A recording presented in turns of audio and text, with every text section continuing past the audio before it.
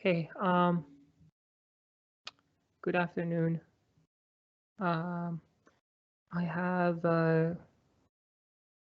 two announcements,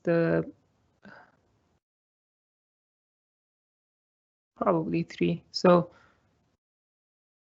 quiz 8 will be released today. The deadline will be Friday.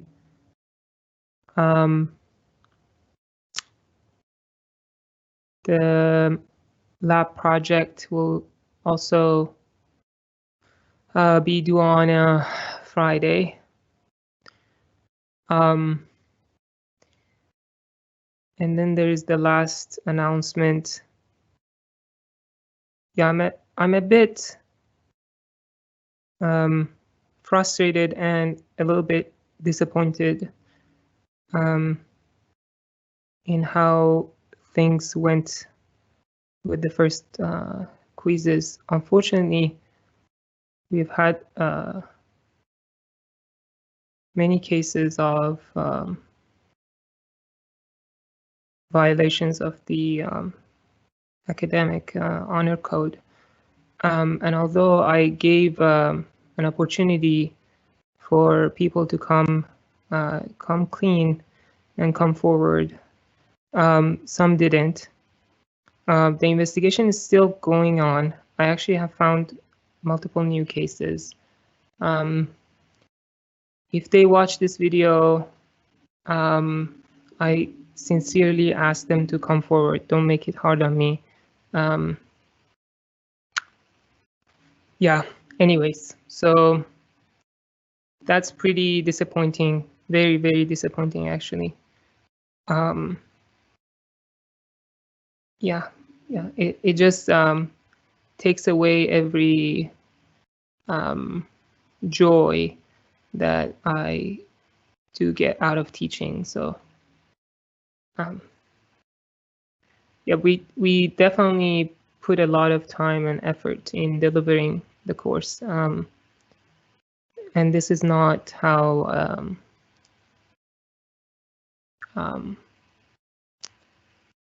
yeah, anyways, okay, let's finish up what we have with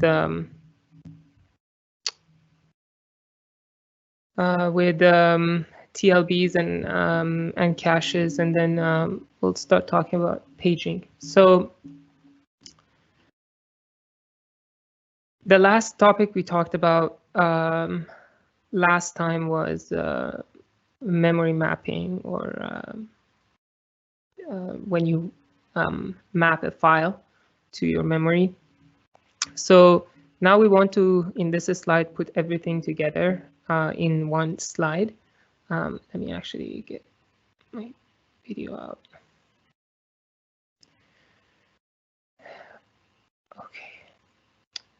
Okay, so a usual normal flow for address translation is, as we saw, you have a page table pointer, you divide your virtual address into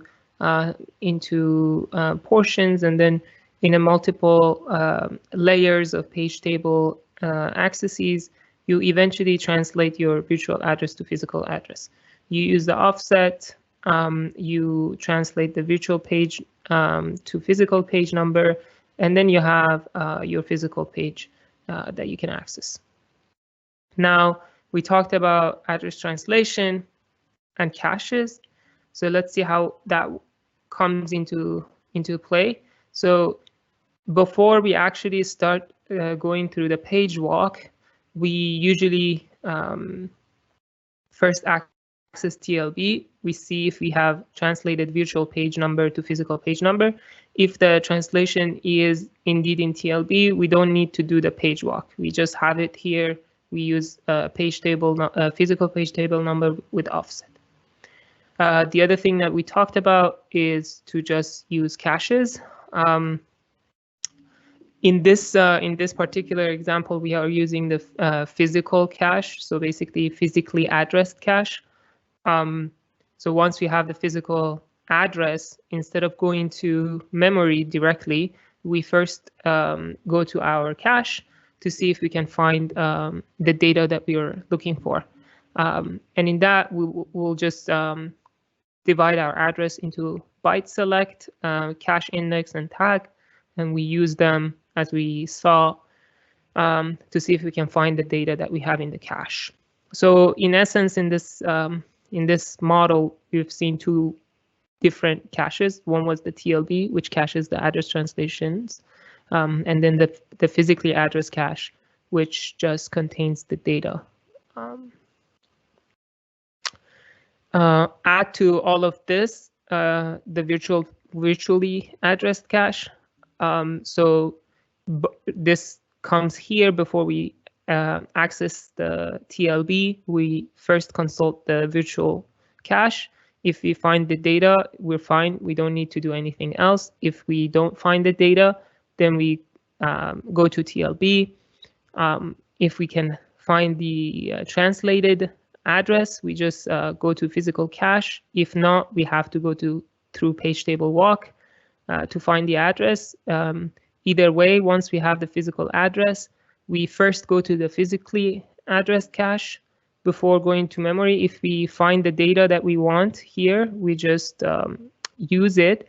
And if not, we go to the physical memory, and that's basically one physical memory access. So to just put everything into perspective, this is the probably third or fourth time we're seeing this figure here. The new thing that we're adding is the TLB. So TLB sits very close to the processor, as close as the registers are. It's indeed very small, so it's not a big cache. Page table entries, they all reside in memory. Actually, sometimes we'll have to push it back to the storage. I'm not going to talk about that for now, but primarily, let's say they are in main memory. So let's say you miss in your TLB, so the address is not in your TLB, and you have to do a page table walk. So page table walk means that you have to access memory. And access memory could go through caches. So in essence, you might end up caching page table entries in your L1, L2, and L3 caches. So if you don't find your TLB, the translation in TLB, that doesn't necessarily mean that you're going to go all the way to main memory, because you might have cached it in L1, L2, and L3. So hopefully that makes sense. Because again, every time you want to access page table, you're going to access memory, and accessing memory basically means that you're going to go through your caches. So you're going to look at L1 cache, see if you have the PTE there. If not, you go to L2. If not, you go to L3. And if not, eventually you go to main memory. And when you find it, you will cache it in L3. And then you will cache it in L2, and you will cache it in L1. So that next time, maybe TLB, you evicted from TLB, but you still have it in L1, L2, and L3.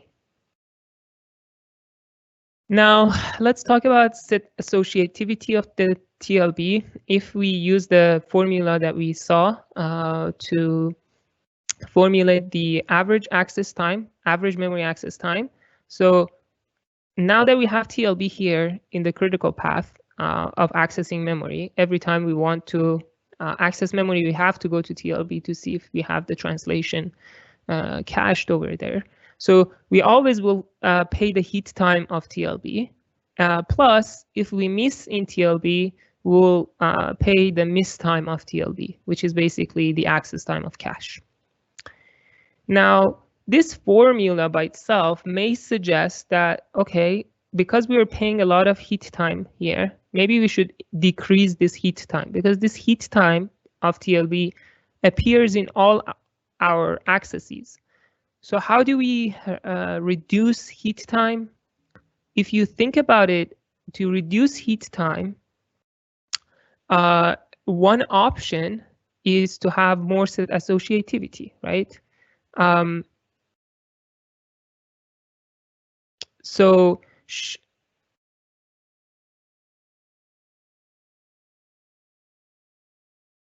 yes, so basically now we want to see, should we choose direct map cache or should we have some low set associativity?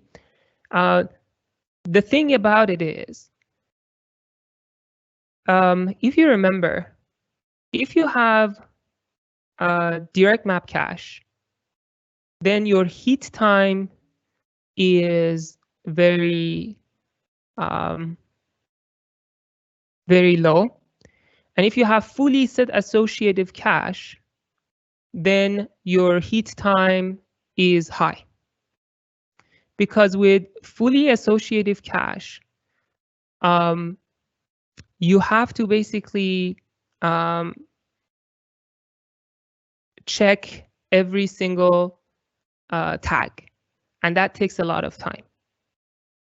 Now, with direct map cache, you don't need to check much, so heat time is low. But let's talk about miss ratio. So with direct map cache, you will have higher miss ratio because your cache is less flexible. With set associative cache, you will have less miss ratio. So now let's see which one is better. Although this heat time appears in all accesses, you might actually think, okay, the best thing I can do is to reduce the heat time, which basically means I should use a direct map cache. But the thing is, this miss time is so high that if you increase this miss ratio by a little bit, it's going to be a huge cost for you. So if you were to pick between miss ratio and heat time, it's better to reduce your miss ratio compared to your heat time. As a result, usually TLBs are fully set associative. And the reason for that, as I mentioned, is that although fully set associative caches have higher heat time, but they have lower miss ratio. And we sort of here in this formula, we need lower miss ratio. Okay, so another question that comes up is that do TLBs always improve performance? And the answer is not really. In some cases, they don't. So if you don't have address translation reuse, then TLB is just adding overhead. So one example that this could happen is that you might actually want to, let's say you have a HD display, and every element here corresponds to every pixel of your display. So you have to say what color they are, what transparency they have, what red, blue, green color. So if you look at this, if you do the math for a 4K display, depending on the size, you might actually end up having 48 megabyte of data to just display every pixel of your display.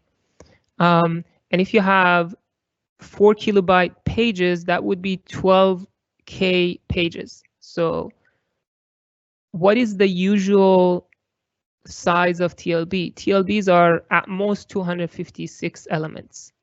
So if you are translating 12K pages, there is no way you can actually fit them all in 256 elements. So you're going to get a lot of misses. And the thing about this is you're not even reusing these. So you're going to just put something in one address, put something in another one, put something, set another one, and you're not going to come back to them. I got a question. So in fully associative caches, don't we check all tags in parallel? We do check all tags in parallel, but because it requires more hardware and more area, that checking becomes expensive. So although we're doing it in parallel, but but that checking takes more time than if you were to just check one tag. So doing it in parallel doesn't mean that it's going to be shorter, because it requires a lot more circuit that has to go inside the hardware. So it takes more time to do the comparison. And then the other thing about it is that what do you do after you compare? How do you compare the results of those comparisons? So you have to layer them anyway. So it takes more time. So okay, so anyways, this is an example where if you don't do anything about it, then TLB is just going to add overhead, because you're accessing TLB and you will never find the translation that you want in TLB. So the access time of TLB is going to be added to all your translation. To fix this, I sort of mentioned when I was talking about multi-level page tables that you can actually have super pages. If you end up allocating contiguous physical pages to contiguous virtual addresses, so if in those cases, you could potentially get rid of your some of the layers of page table and have a super page. Basically, if your usual pages are 4 kilobyte, then you could have 2 megabyte, or I don't know, I don't exactly remember the calculation, 4 gigabyte, whatever the size was of pages. So in those cases, this is actually one optimization that operating systems do in cases where you want to allocate a buffer, for instance, to your display. They usually allocate contiguous physical pages so that they can actually create a super page. And creating a super page means that you need only one translation for all the pages inside that super page, instead of doing a lot of translations for all those pages. You only need one translation for that super page. And that actually helps TLBs to have to be able to cache that. So if you cache the address translation for the super page, then you can use it for all the pages inside. You don't need to cache the translation for each one of those super pages, for each one of those small pages. Got a question, so that was gotcha.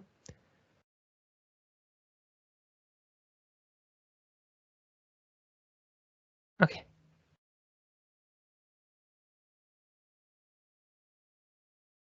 Yeah, and if you add super page, then you have to have a bookkeeping. You have to add another column to your TLB and also to your page table, so that you know if a translation is a super page or if a translation is just a normal page translation. And then you can do it in parallel, check for super page translation and also check for normal page translation. Now, before ending this lecture, I wanted to talk about how things are in Linux. So in Linux, if you have a 32-bit system, things are a little bit different than if you have a 64-bit system. So in a 32-bit system, the Linux kernel keeps 1 gigabyte of the address space for itself. So this is actually your virtual address space. I got another question. Isn't video buffered in VRAM on your graphics card?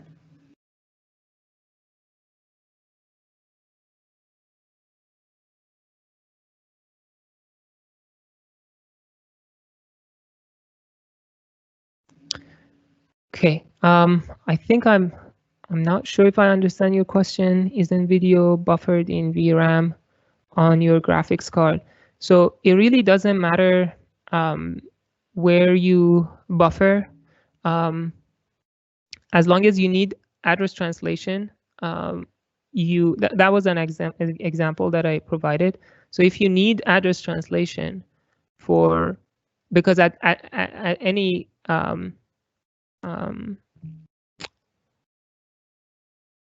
any buffer, so video buffer, any other buffer that you might think of, let's say even if you have an array that you have, if you need address translation and you have so many pages and there is no address reuse, that leads to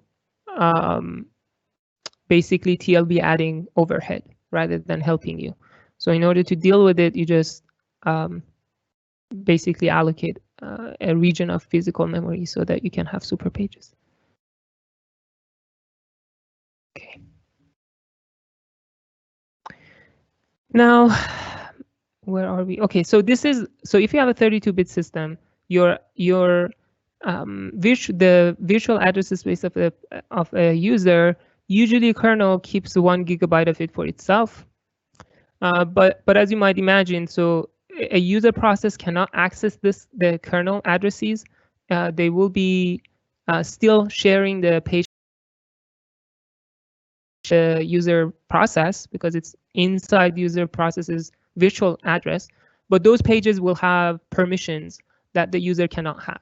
So if you remember in page table entry, we had a user bit that we can set.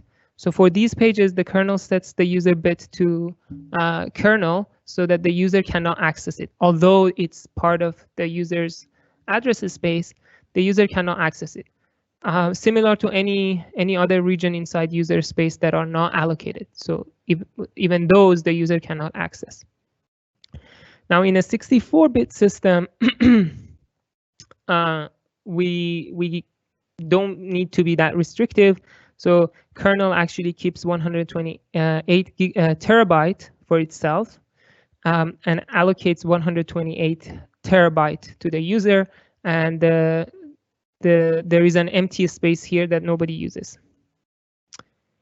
Okay, so you might ask, why would you do that? Why would kernel share the address space with the user? And the answer to that question is that it's helpful when you have, let's say, system calls or interrupts, and now you need to run a kernel code. And let's say your kernel code wants to, copy stuff from the user space. So sharing the page table entry with user allows the kernel code to run really fast after you have an interrupt or you have a system call, because you don't need to, if you have already translated the addresses for those and they reside in the page table and potentially cached in TLB, that facilitates the running of the interrupt handler and system call handler. Otherwise, you have to go and translate addresses for interrupt handler and system call handler as well. And in some cases, if you need to access something in the user address space, you also have to translate those as well. So having it in one user space and then sharing it across all processes. So even after you context switch between two processes, they still both of them share the same virtual address for the kernel. So if you have cache, if you have changed the page table in one, it would be the same for the other one. Now, so basically this mitigates the context switching overhead in one word, in one sentence. Now, what is the downside of it though? So the downside, unfortunately, is that which was exploited very recently, 2018, I believe. It got public that this introduces a vulnerability that could lead to attackers actually reading the entire kernel address space. So it led to two very famous vulnerabilities, Meltdown and Spectre. So I'm going to actually just talk about Meltdown. Spectre is much more severe. Meltdown only affected a bunch of processor architectures. I think Intel, AMD, not AMD, sorry, IBM's Power, and a bunch of AMDs actually. So not AMD, ARMs. So Intel, IBM, and ARM processors got affected by Meltdown. I don't think any of the AMD processors got affected by this one, but then a Spectre affected basically everyone. And Spectre is actually more severe than Meltdown. So I'm going to just give you some background to understand the Meltdown. I think now at this point you have almost everything you need to know to understand Meltdown and how the attack works. The only piece that is remaining is some information about out-of-order execution. I sort of talked about out-of-order execution and how instructions are retired and how precise exceptions are implemented. Now, in order for you to have an effective out-of-order execution, you sometimes have to predict branches, because branches sort of pause your out-of-order execution. If you have a branch, a conditional branch that says, okay, jump to this address if this happens and jump to that address if some other condition happens, then you sort of, if you're doing out-of-order execution and you still don't know if the conditions met, you have two options. Either just wait here to see what happens and where you have to jump, or to jump somewhere, start executing out of order and speculatively. So basically speculate where this jump, this conditional branch will be. And if it turns out that you did the right thing, then you're well ahead of time. So you have already executed them. And if it turns out that you mispredicted it and you shouldn't have jumped to this address, you should have continued or jumped to another address, then it's fine. You just flush your pipeline and continue from where you should now start. Now, this is called a speculative execution because of what we're doing. Now, the thing about it is that when you speculatively execute, you don't, as long as your instruction isn't retired, you're not going to change the architectural state of your processor. So architectural state of your processor is basically your registers, your memory, anything that is visible to the programmer.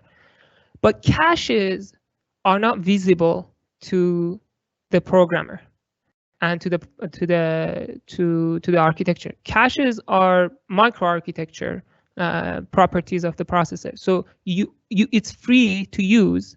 You can actually change the state of cache because it's not part of the architecture. So if you execute out of order, you might change your caches, but you're not going to change your memory, let's say, or registers, unless the instruction retires. Okay, so let's now see how this. Now, at this point, you have all the information you need to understand Meltdown attack. Let's look at how it works. So as I mentioned, it affected x86, Intel, IBM, Power, and ARM. Now, here is the attack. I have like just a pseudocode of how it works. So here I have a character. I have an array of characters. And my array has 256 elements times 4 kilobyte. So why do I have 256? Because that's all the characters that there are. So each character is 8 bits. So that's 2 to 8. That's 256 possible values that you can have in a character. Now, why am I multiplying it by 4 kilobyte? Because I don't want because I'm allowing the processor to prefetch and I don't want the prefetching to affect my algorithm. Now, the first thing I do is I flush my cache.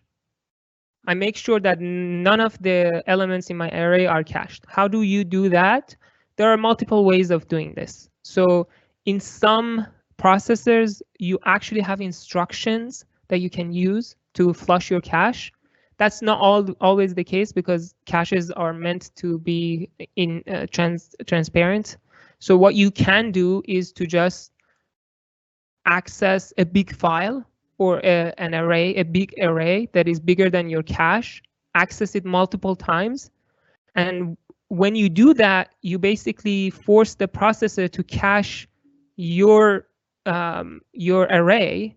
And by caching your array, processor is basically evicting everything else in the cache. So once that is done, you're pretty sure that there is nothing left of what it was in the cache. So you sort of flushed your cache with this new array that you have, which could be just all zeros. Okay, so at this point, your cache is assumed to be not having the array. Now, what do you do? So at this here, you try to read a kernel address. So this kernel address is an address that is not feasible to you. So you do that. Then you do a character dummy equal to array of this result times 498.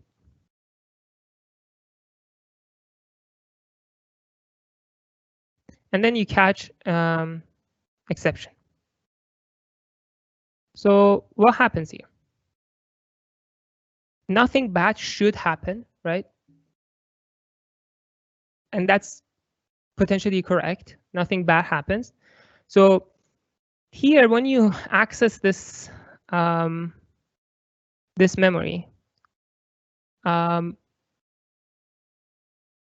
it should lead to an exception saying that you didn't have access, you didn't have permission to access this. What could happen is that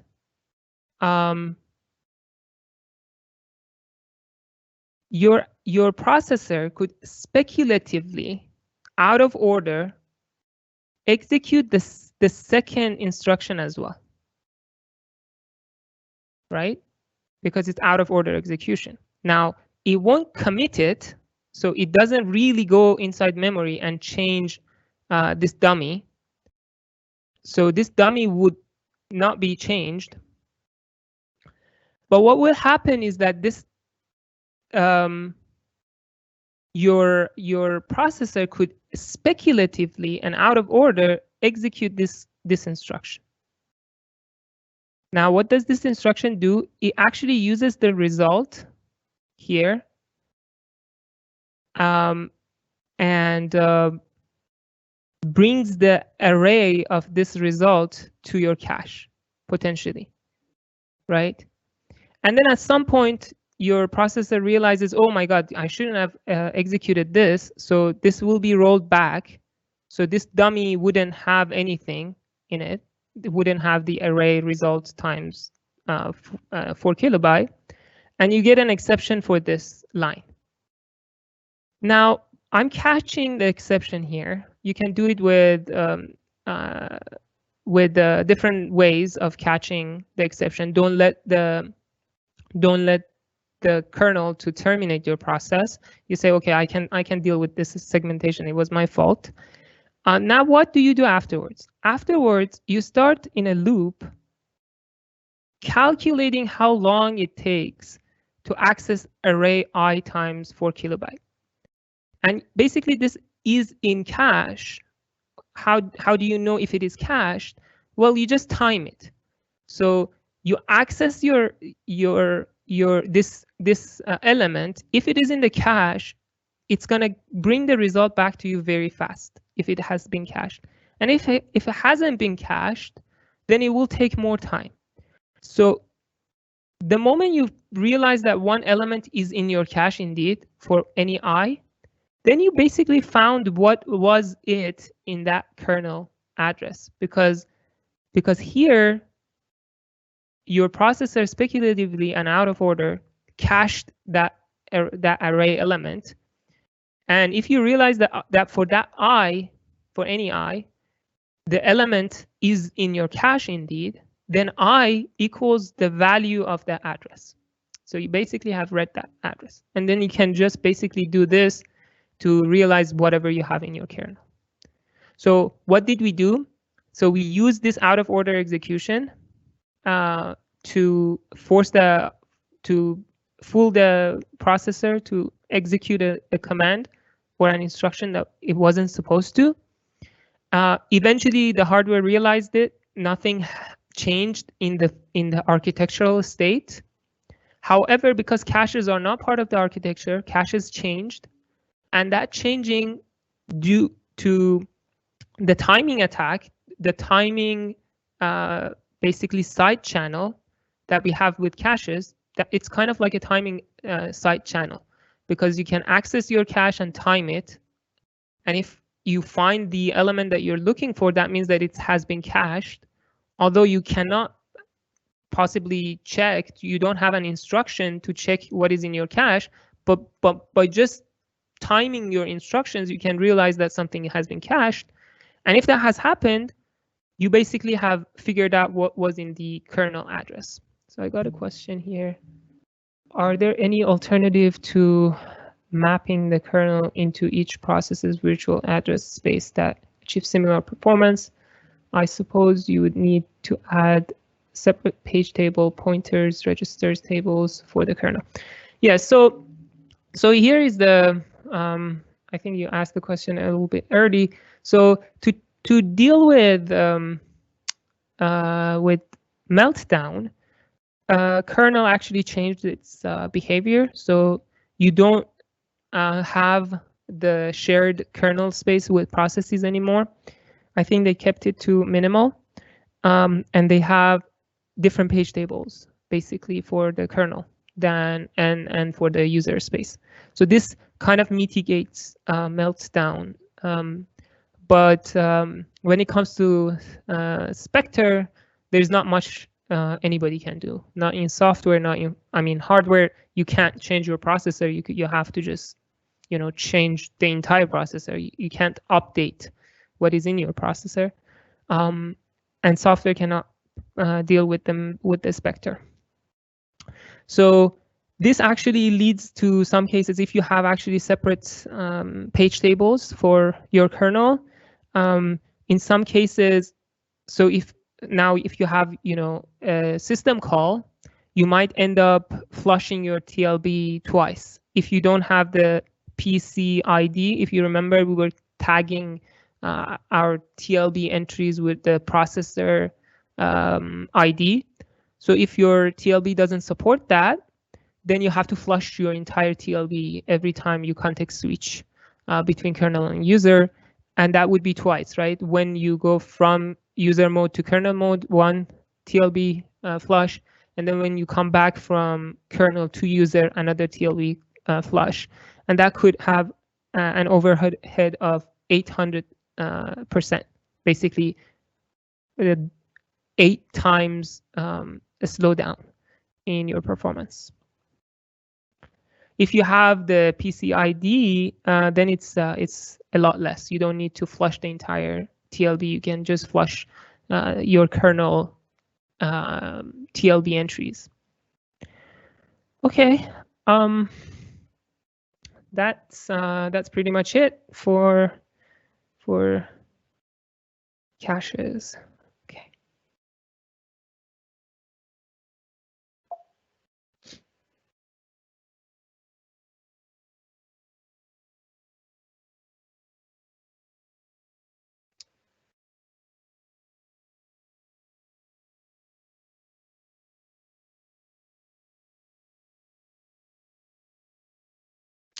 Okay, so next topic we're going to talk about is demand paging. I'm going to define what demand paging is. We're going to talk about replacement policies that I promised when we were talking about caches. We'll talk about clock algorithm and nth chance algorithm.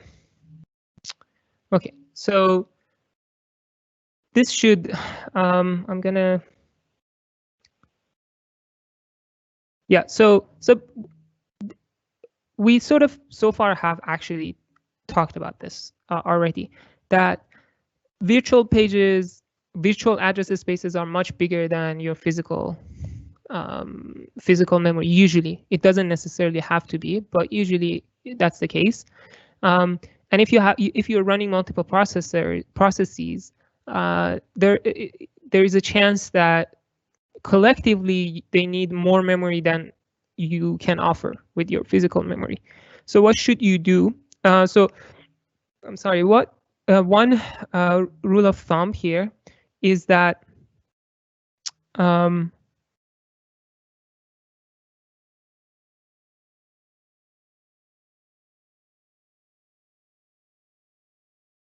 yeah, so one rule of thumb is you don't really necessarily need to bring the entire virtual memory of each process to your physical memory.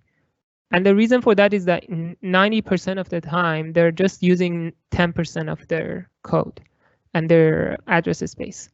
That's usually true for many things. So, got a question, and PCID indicates which process owns the TLB entry. Yes, yeah. So if you remember when we were talking about context switching and homonyms problem, we talked about the need for us to tag TLB with the PID basically of each process, so that we don't need to flush the entire TLB. We can just invalidate each individual one, or basically check the PID whenever we do a translation. Okay. So in essence, if we don't need to bring all the pages to memory, what happens to the pages that we're not bringing to memory? Well, they reside in your secondary storage. And whenever there is a need, you can bring them in. And whenever you don't have enough physical memory, you can evict pages back to the physical memory. Got another question. Don't want to jump the gun, but is there another type of paging other than demand paging, or are they always synonyms? So yes, usually whenever people say paging, they mean demand paging. So I just wanted to be more accurate. That's why I said demand paging. Usually, if you if you come up with the word paging, what that means is basically demand paging. Okay. So we have been using L1, L2, L3 as caches for main memory. Now we're going to use main memory as a cache for secondary storage, and we're going to call it just paging or demand paging. Okay, demand paging is just caching, nothing new. Everything you need to know, you know. So we're going to just make some definitions now that we're expanding caches to main memory as well.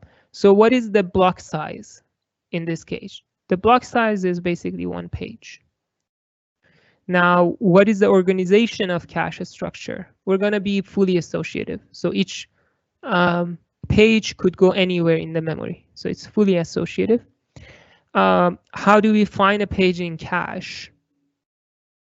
So first page, check your TLB.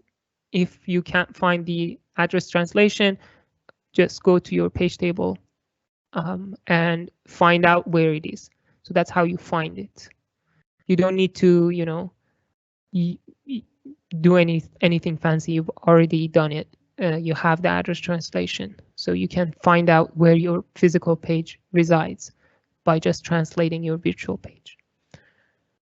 Sorry, virtual address. So what is page replacement policy? We're going to talk about it. So that comes next. What happens on a miss? If you miss in memory, you're going to bring it from disk, from your secondary storage, as it was with any other caches. And what happens on a write? When you write to a page, you usually write it back. So if a page is it becomes dirty, I have to actually change this. It's not exactly right. Yeah, actually it is write back. It's not write through. So sorry. So it's everything is fine. So I thought I have write through there. It's write back, meaning that you don't necessarily need to write it right away. So you just set the dirty bit and wait for it to be evicted. When the page wants to be evicted, you write it back to your memory. Okay, so remember page table entry. We're going to use now the valid bit to say if a page resides in memory or if we have moved it to disk. So if it is valid, it means that the page resides in physical memory. If it is invalid, one reason could be that we have moved it to physical memory. Sorry, to secondary storage.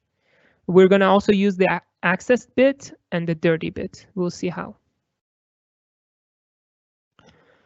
Okay, so page table entry is going to help us implement demand paging. As I said, we'll just use valid and invalid bits. If you have an invalid bit, an invalid page table entry, a page fault exception is going to be raised, trapping to the OS, and OS will take care of it. We'll bring in the memory from the disk and then sets the page table entry to what it should be set to.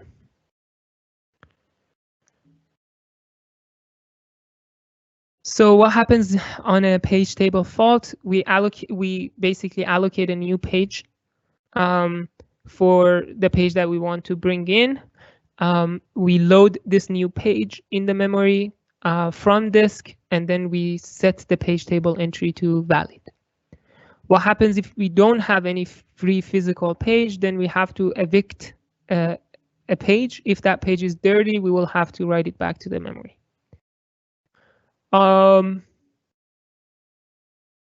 We don't need to wait for the entire process when we're dealing with page faults. We can start running some other process while we're bringing the page from the disk to the memory. So here's an example. Let's say you have the virtual address, you go to your page table, you find the physical page, you get the data, everything is fine. Now, let's say for another virtual address, you don't have it. So you go to page table, it's not there, you raise page table fault, and then page table fault handler wakes up or is invoked. What does it do? It just locates the page in disk and copies it to the memory. Once that is done, it will update the page table entry associated to that virtual page, and this newly copied physical page. Once that is done, we tell the scheduler, basically we make the process runnable again, and the scheduler will retry from the defaulting instruction. And this time, now you have the translation, and you can just access the data that you want.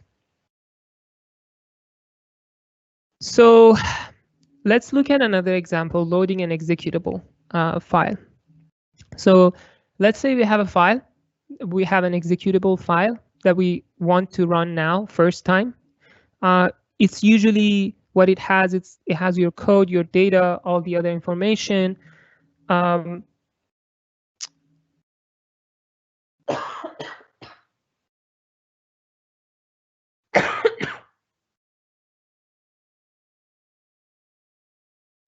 Okay, sorry.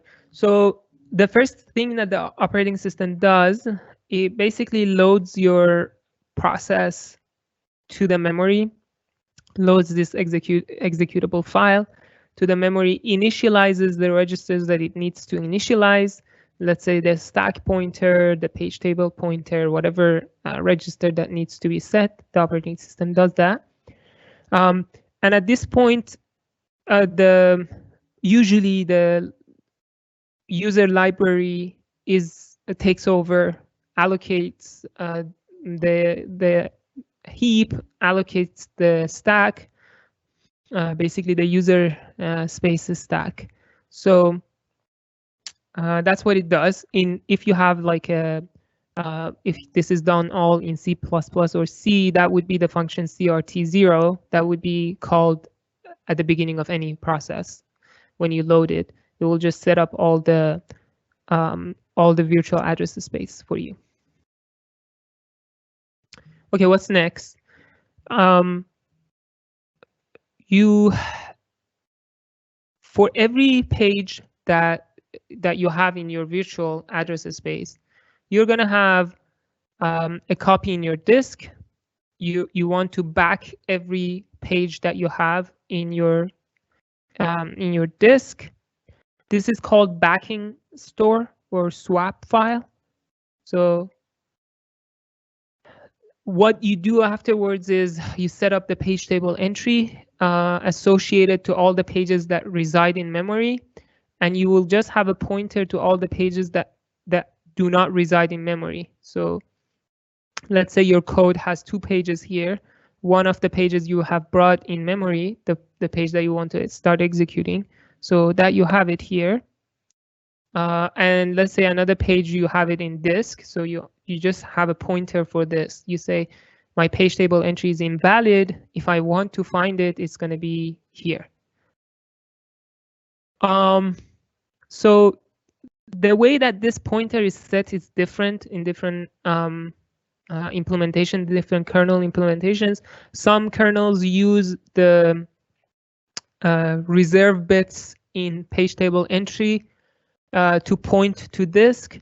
Some other kernels use their own data structures.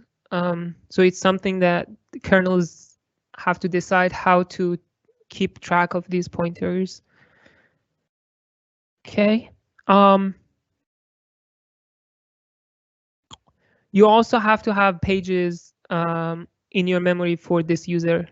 So basically, that would be your page table. That this page table resides somewhere in the memory. You just set the registers for the hardware to be able to traverse those page tables. So here in this picture, I have shown you another process. Also, let's say you're running 2 processes at the same time or context switching between the 2. So the same happens for the second process. A bunch of the pages, you have them in your memory. A bunch of the pages are in the disk, haven't brought to the memory. And let's say you're currently your current PT is pointing to you to page table 1. So you're basically running page table. You're basically running process 1. Let's say at some point you want to access a page that is invalid. What happens is that you basically context switch to process 2. You start running process 2. At the same time, you have already initiated the page table fault handler. So what that does is that it just copies the page that needs to be copied to physical memory. So it does that. It sets the page table entry to a valid point to this page that was just brought to the memory. So this now becomes valid. And later on, when you context switch to process 1, now you have a valid bit, and you can just go ahead with it. So what is the cost model for paging, for demand paging? The effective access time is hit time plus miss ratio times miss time. This should now be a formula that everybody should know now, right? Because now we're using memory as a cache for disk. So basically, we first consult memory, see if we have the page. That would be hit time in memory. If we don't, if we miss with some ratio, we're going to have a miss time. So we're going to go to physical page and bring the data back. So here is an example. Let's say, actually, before doing that, I'm going to give you 1 or 2 minutes to 1 or 2 minutes of break, and then I'll continue.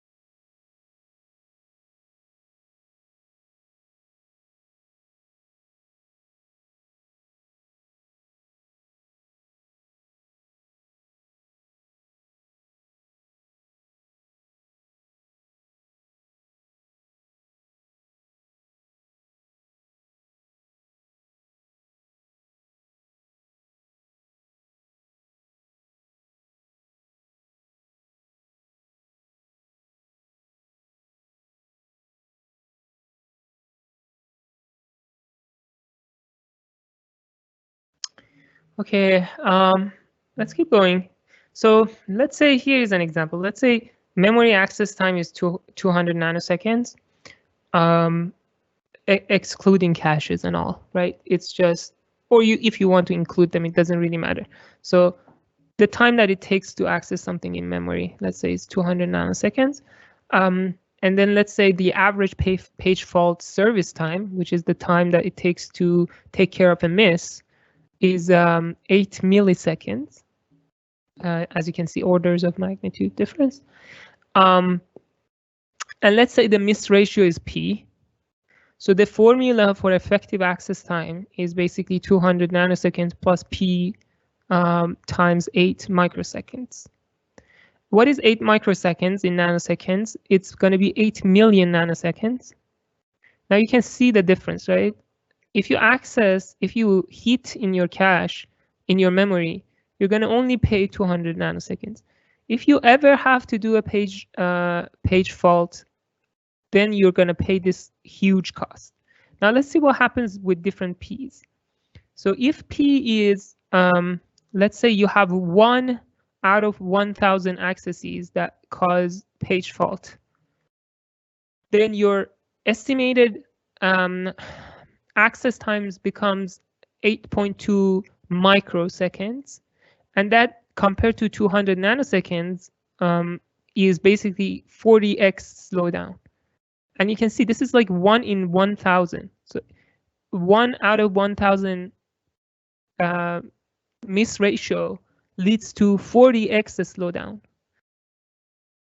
If you want to have only 10% slowdown, then you probably want to get a single page fault every 400,000 accesses. So just remember, the cost of dealing with a page fault is really huge. You have to go to the disk. You have to bring your page. You have to set your page table entry, and all of that takes a huge toll on the system. What factors lead to misses? Compulsory misses, you're going to have them. So these are the pages that you've never accessed before. One thing that you could do with this is to just prefetch. So if you load one page, you could go and load other pages close to it. It's risky doing this because you never know if you're going to use that page that you brought, because it's a speculatively brought to the memory. You're just prefetching. If you prefetch too much, you're not going to have, you're going to spend a lot of time prefetching, and you're going to cloud your memory, so it won't have space for other things. If you prefetch too little, then you're basically missing the opportunity to speed up your process. So there has to be a right amount of prefetching to happen. What about capacity misses? Capacity misses happen when you don't have enough memory. What can you do? Well, one thing that you can do is increase your DRAM size. Maybe that's not possible. Then you have to adjust the percentage of memory that is allocated to each one of the processes. We'll talk about this later. So one way to do it is to just let any process use anything that they want. But as you can see, this might not be fair. So one process could basically consume a lot of memory and make everybody else suffer. So what you can do is to just, divide your memory, give a specific portion of your physical memory to a process. If that process wants more, then it will have to evict one of its own pages. So basically constraining one process to only use its own memory that is allocated to it. Then you have conflict misses. Because you have fully associative cache, you don't have conflict misses because every page could go everywhere. You also have policy misses in this case, where it basically means that the way you choose what to evict could potentially change the future misses. So if you, let's say, evict a page that you shouldn't have been evicted, then you're going to have a miss for it in the next cycle when that page is accessed. We'll talk about this in more details. So to fix this, you better have to come up with better replacement policies. Now let's talk about replacement policies. One thing that you can do in replacing, again, remember the memory is going to be fully associative, meaning that any page could go anywhere. So one thing that you could do if your physical pages, if your physical memory is full, just randomly pick a page and evict it. Now, what's good about this method? Well, it's simple. What's good about it is very unpredictable, because you're just leaving everything to chance, and this could lead to many policy misses, especially if you're basically doing something real-time with real-time guarantees. This could basically destroy your system in predictability, with predictability, when predictability is an issue. Another thing that you can do is first in, first out. Basically throw out the oldest page that came in, right? This is kind of like fair. You're basically allowing each page to stay in memory for the same amount of time. So it's kind of fair, but it's still not optimal, because maybe the oldest page is actually the page that you're accessing a lot, and you're going to be accessing a lot in the future. And then there is a new page that you won't ever access again. So it's better to evict the new page than the old page. So it's not always good to be fair in terms of timing. The other one is minimum. This is basically, this says that you replace a page that won't be used for the longest time in the future.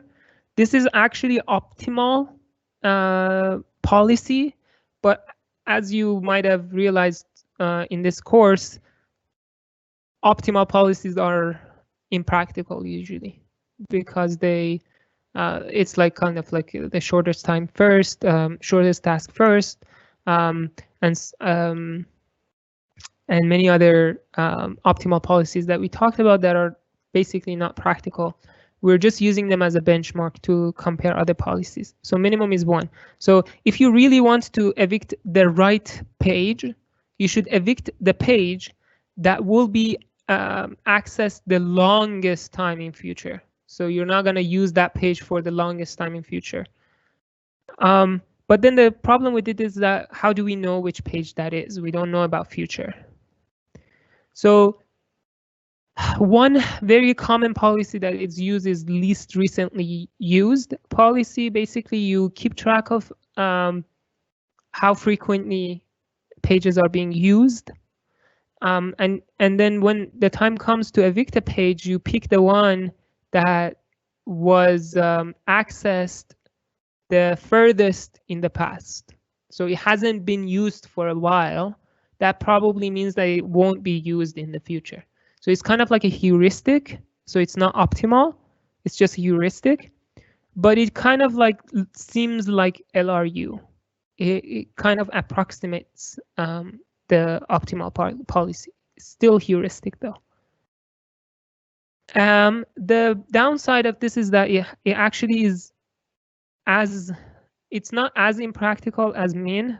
Min has the impracticality comes from lack of knowledge about future, but this one is also not practical because it requires tracking of all the accesses that have happened to every single page. We need to know, operating system basically needs to track which pages have been accessed. And if you think about it, you're accessing at least one page every instruction to just read your instruction. So that means that you have to keep track of every single instruction, what pages they touch. And if that means that you have to wake up the operating system to do some tracking, that's basically impractical because that adds a lot of overhead. Let's start with FIFO. I'm actually going to jump. You can actually see these examples. It walks you through what happens. So I'm actually going to go with one of them and then let you review the rest. So let's say that this is our sequence. So we're going to access page A, page B, page C, and so far. So each one of them is a new cycle. And let's say the memory size is 3, so you can only hold 3 pages in your memory, and you're going to implement FIFO. So the first access that you get, you don't have it. It's a compulsory miss.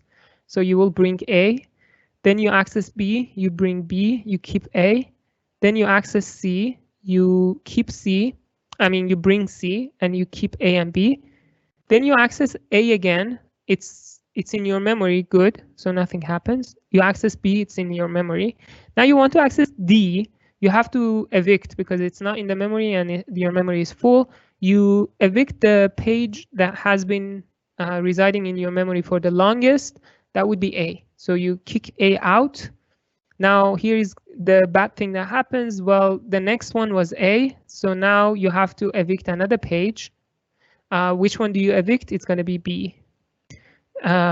Because it has been there for the longest. Then you access D, it's in your memory. When B comes, you have to evict C, and so on and so forth. So if you look at this, how many page faults do you get? All of the letters in this figure, 1, 2, 3, 4, 5, 6, and 7. So you're going to have 7 misses, basically 7 page faults.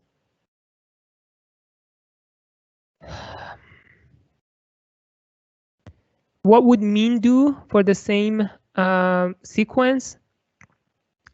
So here, when D wants to come at this point, you have to evict the page that is going to be accessed the furthest in the future.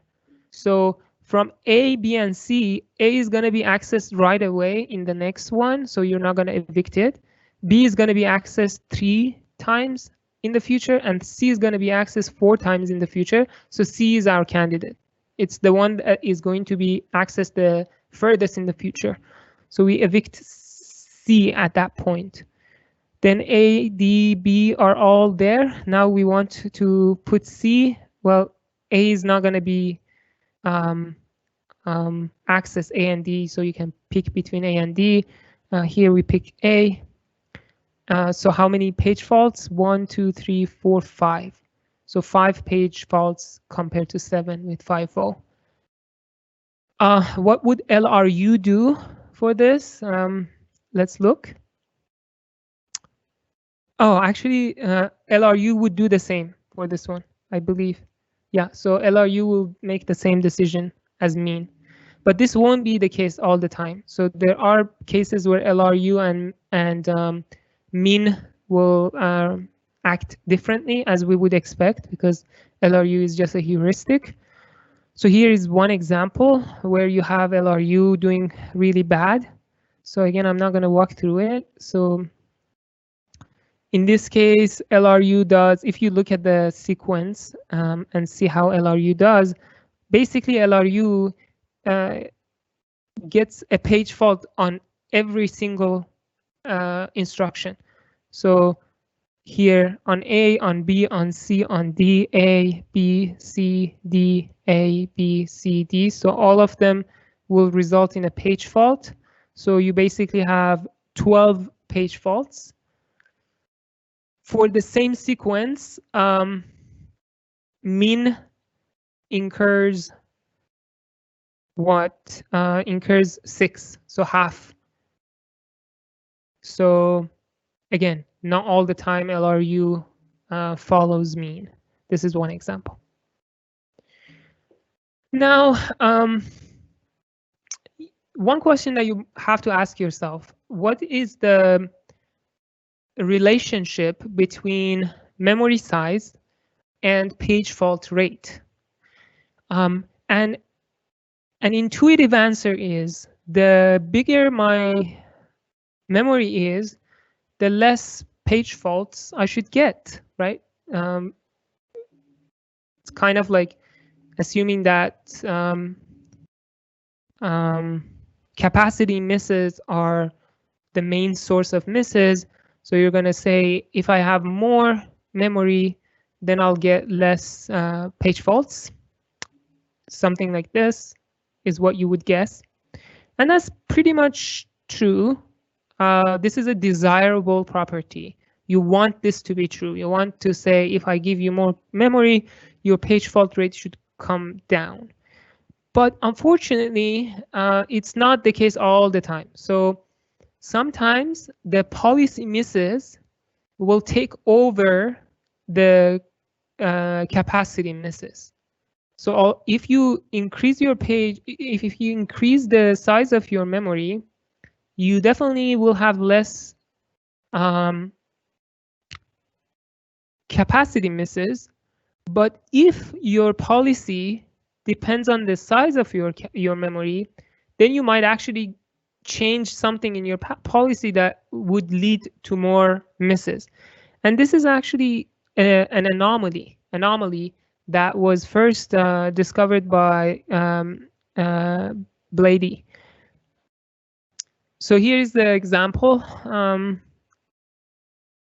So in this example, I'm implementing FIFO, first come, first serve. Sorry, first in, first out.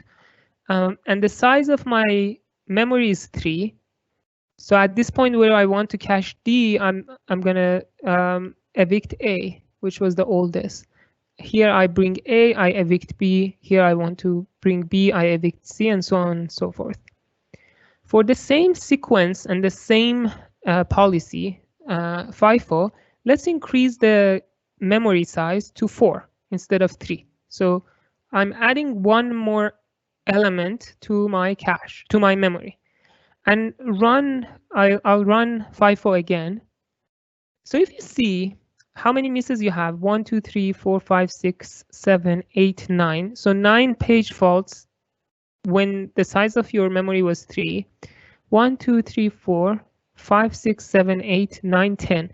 Now 10 faults when I increase the size of my memory. So what happened was that I actually got more page faults, even though I increased the size of my memory.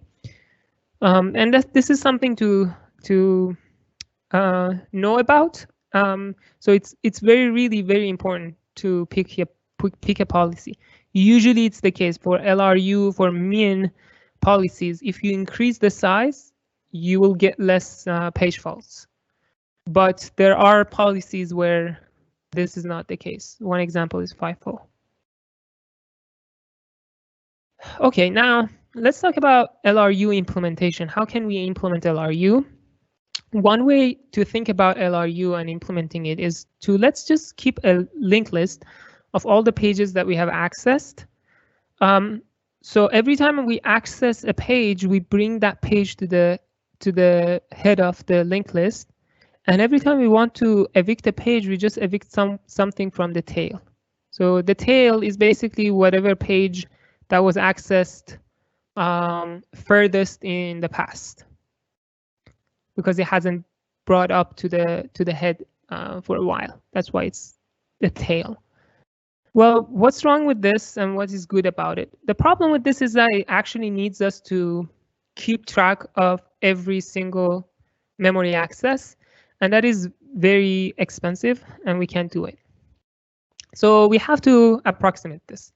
It's almost impossible. So to just give you an idea of why this is indeed impractical, because many of the way we have talked about address translation so far, many of our accessees, the operating system doesn't know about them at all. So let's say if the address is translated in TLB, the operating system would not wake up at all. If you miss in TLB and your hardware traverses your page table, in that case, also, if you have a valid page table, you're not going to wake up the operating system to track this access. You're going to just, your hardware will just copy whatever you have in your page table to TLB, and then it uses it. So it doesn't wake up the operating system to track. So, and that's how you get a lot of performance, because you're not waking up the operating system for every single access.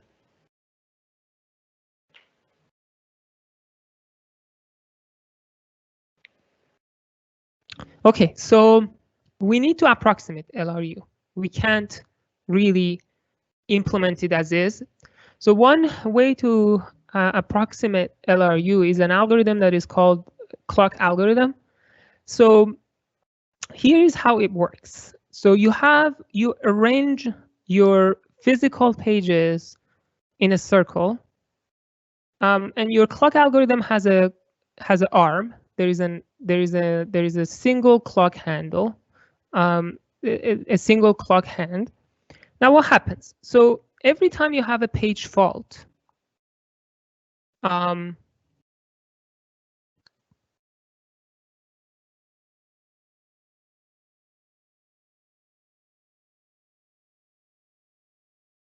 sorry. Okay, so every time you have a TLB miss, and your hardware has to traverse the page table entry, every time hardware traverses page table entry, it will set the access bit in page table entry. It doesn't wake up the operating system. It just sets the access bit in the page table entry. Now, if you have cached the translation in your TLB and you hit in TLB, nothing happens. So you're not going to traverse your page table entry, so nothing happens. So this access will be transparent to the operating system. But if you miss in TLB, you go and change it in page table entry. Now, still, this is transparent to the operating system unless operating system checks it. Now, let's see how operating system can use this access bit to implement LRU. So every time you get a page fault, you first, this is important, the first thing you do, you advance the clock hand. You don't check where the clock hand is pointing to. You first advance it. Then you look at the page that is being pointed by the hand.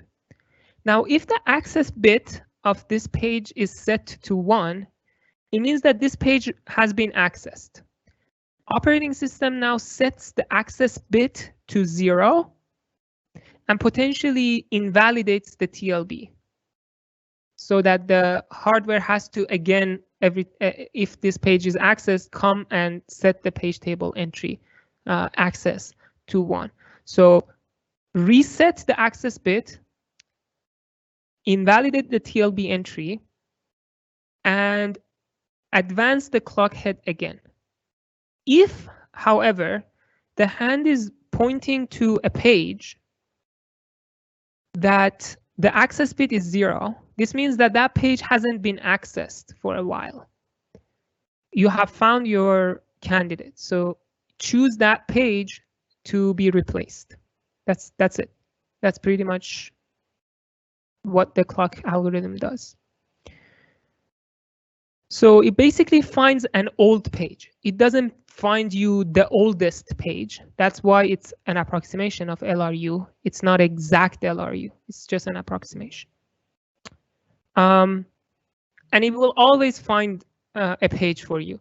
Let's say if all of the pages have access bit of 1, the first round, they all get set to 0. And then the second round, the first where you started your hand in the first round will be evicted.